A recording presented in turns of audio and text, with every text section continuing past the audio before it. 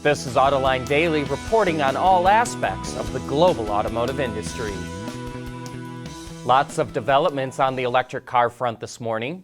Lamborghini and the Massachusetts Institute of Technology patented a synthetic material for the cathodes in supercapacitors. Lamborghini is already using supercapacitors in its Cyan hybrid sports car, but says the new electrodes could improve the energy density by 100%. Lambo is also working with MIT to develop a new battery to meet the performance targets it wants to reach with its Terzo Millennio electric concept car. Meanwhile, Volvo will use blockchain to track where the cobalt used in the cathodes of its EV batteries come from.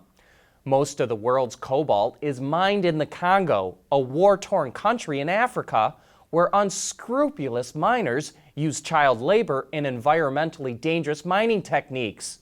Cobalt also poses a lot of health risks, so Volvo wants to make sure the cobalt it uses comes from legitimate mining companies that mine properly. Bloomberg reports that Tesla signed a long-term contract with CATL, the Chinese battery company, which is the largest in the world. Starting next year, CATL will supply lithium cells for the Model 3s that Tesla makes in China, but that could expand globally. For now, Tesla uses cells from Panasonic and LG Chem. Sales of electric cars slowed dramatically in the U.S. market last month, and it all has to do with Tesla. It's diverting cars to Europe and China, and that's bringing down the whole EV segment in the U.S. Sales of EVs plunged nearly 19% last month, while Tesla alone was down 26%. Even though 4 new entrants came into the market over the last year, they failed to grow the segment. Those new entrants are the Audi e-tron, Hyundai Kona, Kia Niro, and Jaguar I-Pace. Meanwhile, the EV stalwarts, the Nissan Leaf, BMW i3, and Chevrolet Bolt, continue to lose sales. Maybe Ford's electric Mustang-inspired CUV will change that when it comes out a year from now, but so far, traditional automakers have not cracked the code on how to get customers to buy EVs in big numbers.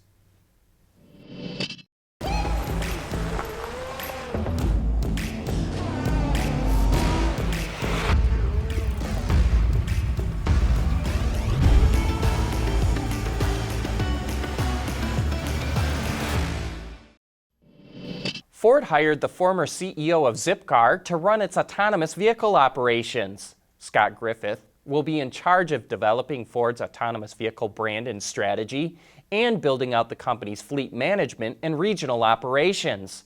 Ford tried a ride-hailing service called Chariot using vans, but that failed. So now it's hiring someone who has experience in how to do car sharing. Aston Martin's first ever SUV, the DBX, will make its debut in China on the 20th of this month, and here's what the interior looks like.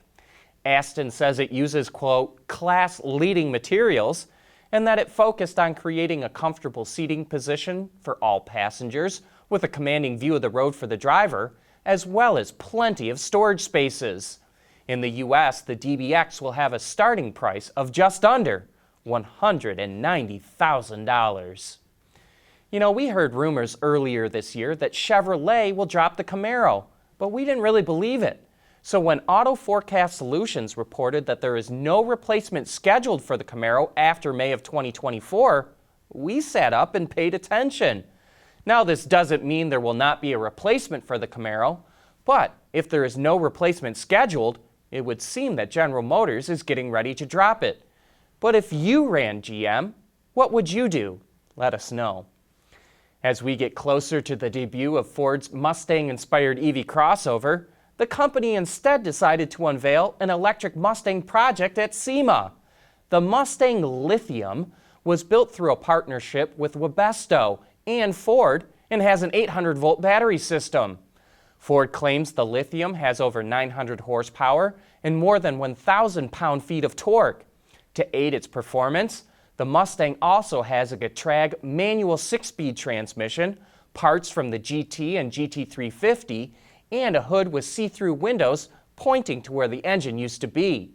The Lithium also includes different drive modes, so you could take your electric Mustang to the track if you really wanted.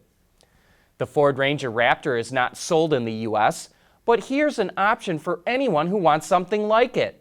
RTR Vehicles, which was founded by racer Vaughn Gittin Jr., is now offering the Ranger RTR, which includes a unique grille, a wider fender flares, a graphics package, Fox suspension, 17-inch wheels with Nitto tires, a Ford Performance catback exhaust system, as well as a host of interior upgrades.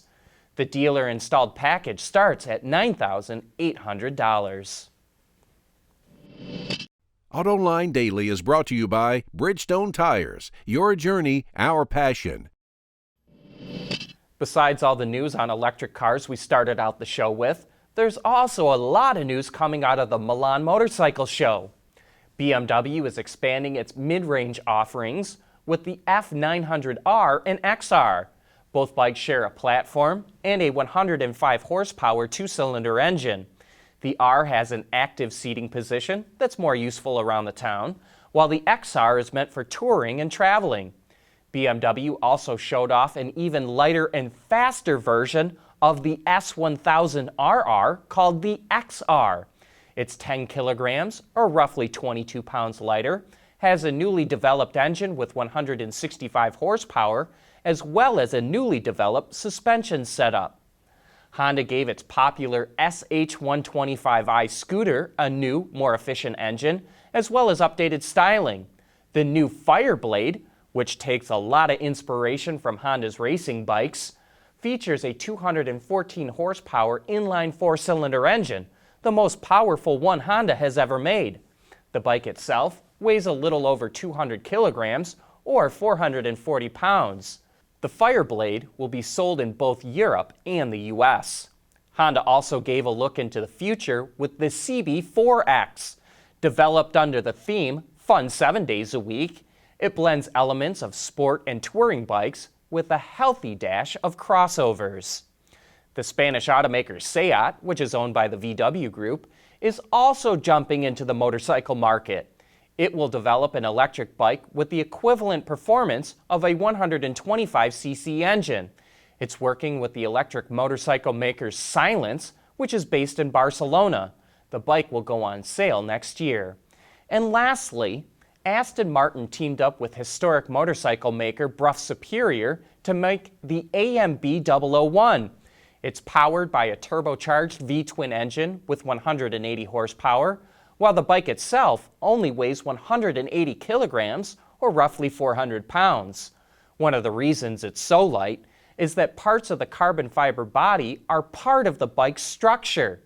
The AMB 001 goes on sale in the fourth quarter of next year, but it's not street legal, only 100 will be made, and prices start at €108,000, or nearly $120,000. And we've got a great Autoline After Hours coming up tomorrow with Joe DeSimone, the CEO of a company called Carbon 3D. They've come up with a revolutionary way to do 3D printing that's completely different than anyone else, and it could have a lot of automotive applications. In fact, it already does. Learn more this Thursday when we go live at 3 p.m. Eastern Time. But that's it for today's show. Thanks for watching. We'll be right back here again tomorrow.